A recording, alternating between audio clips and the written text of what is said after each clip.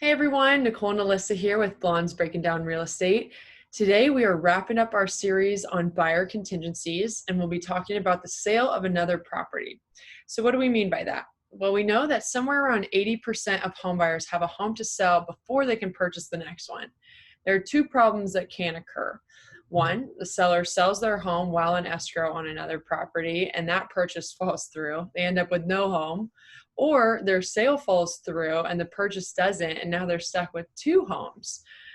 When you're making an offer on a home knowing that you have to sell yours, you have to write the offer as contingent on the sale of your current home.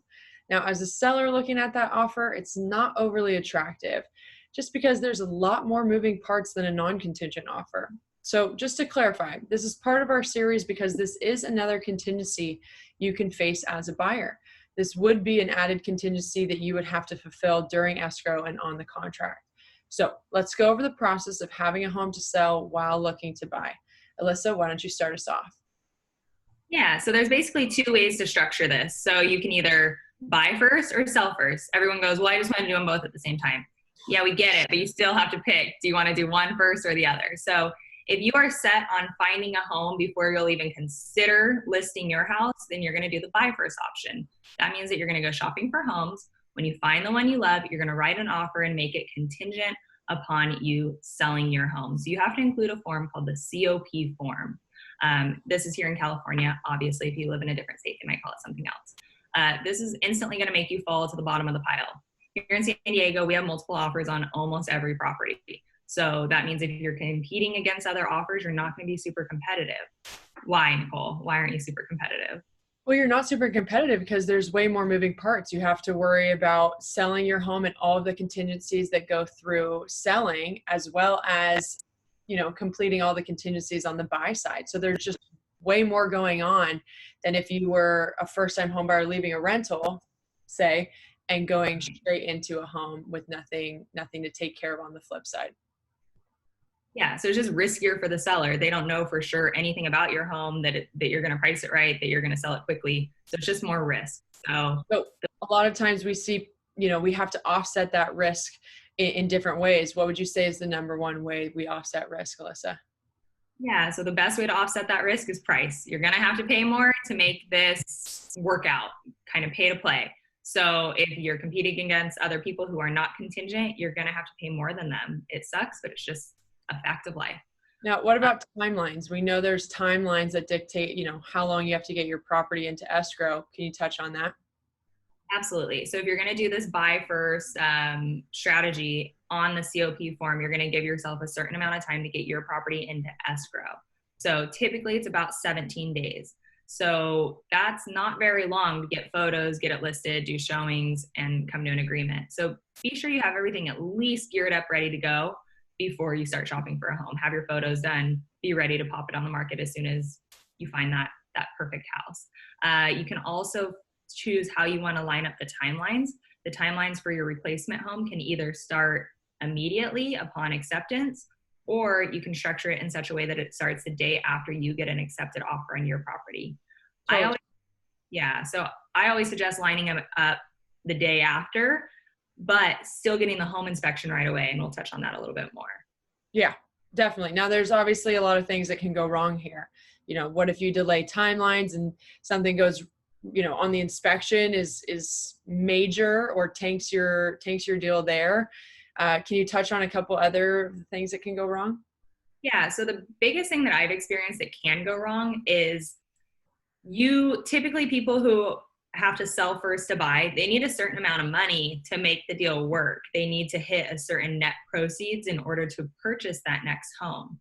So if you go into escrow with a buyer and you need that certain amount of money, and now that buyer requests $20,000 in repairs, that now puts you below that threshold to be able to buy that next home. Mm-hmm. So do a home inspection up front. It's $500-$600.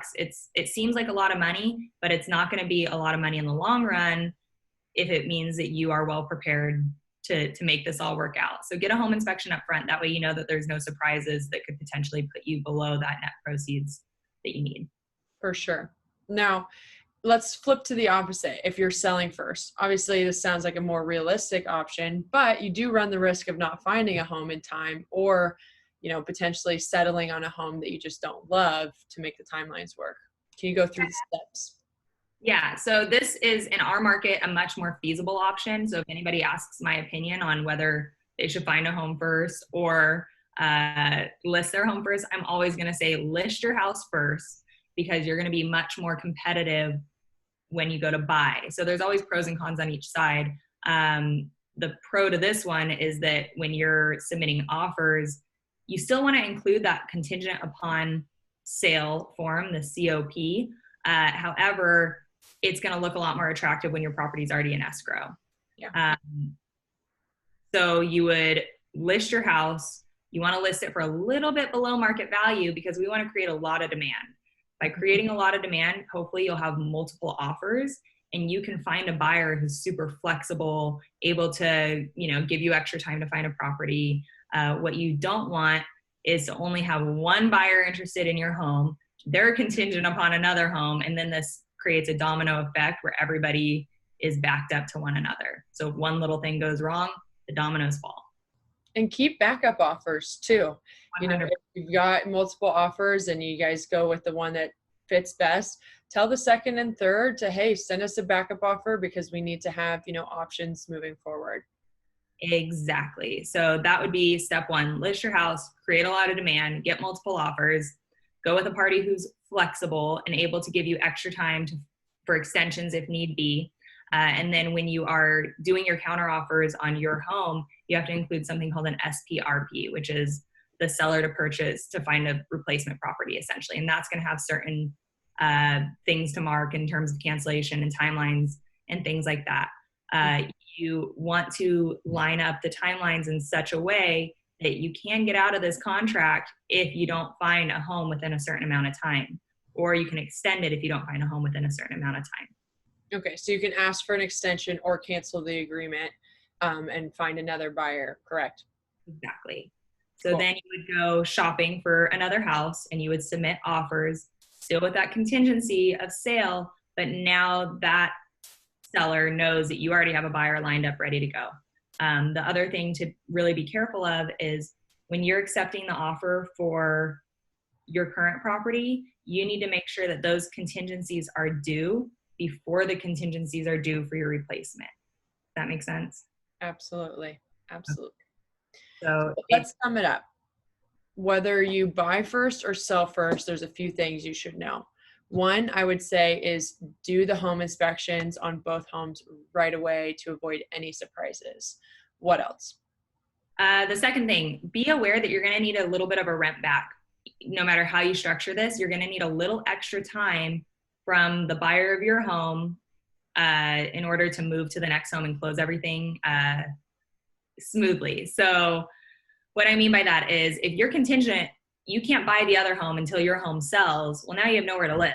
So you have to get a slight rent back period, and we include a form called an SIP, which is a seller to remain in possession. Usually you want about a week, because once the funds hit the escrow, they have to be transferred to the other escrow to close out on the new house, and then you have to have some time to move from house A to house B. So get about a week rent back in there. Going off of what you just said, talking about escrows, it's a really good idea to utilize the same escrow company on both so that they can just easily transfer the funds from the sale to the replacement home. Absolutely. I'm trying to think if there's any other tips and tricks. And then the last thing is just those timelines. Make sure that the timelines and the deposit. Make sure that the deposit for your current home is at least equal to the deposit for your replacement home, because if that buyer cancels after contingencies are removed, they'll lose their deposit, and then you'll cancel the replacement home and you'll lose your deposit, unfortunately. So that to cover each other. And then the timelines, we need the contingencies on your property removed before the contingencies are due for the next property. Exactly. So as you guys can assume, this is not an easy feat for even the most experienced agents. There are a lot of moving parts and complicated contracts. So it's super important to work with a team or an agent that has experience juggling the situation and has done so successfully, like Alyssa and me. But we can advise you accordingly to just keep everything moving smoothly and as stress-free as possible. And, you know, if you have any questions or concerns or want to find out a little bit more about your specific situation, just give us a call or send us an email. We'd be happy to help.